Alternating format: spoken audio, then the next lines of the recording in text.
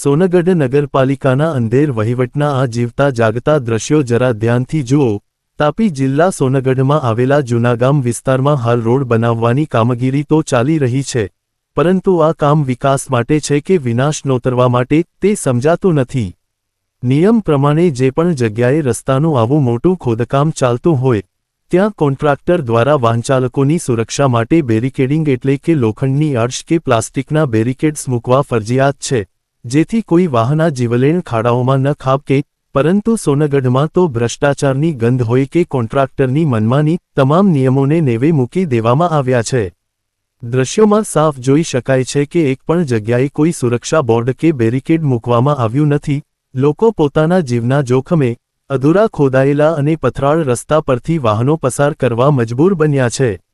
જ્યારે કામ ચાલુ હોય ત્યારે રસ્તો બંધ કરવાનું આવે છે એવું તો કંઈ દેખાઈ નહીં રહ્યું।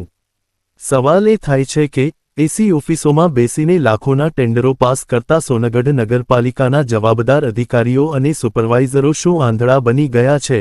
કેમ આ સાઇટ પર આવીને ચેકિંગ કરવામાં નથી આવતું? શું તંત્ર અને કોન્ટ્રાક્ટર કોઈ મોટી દુર્ઘટના ઘટે અને કોઈ માસૂમનો જીવ જાય તેની રાહ જોઈ રહ્યા છે?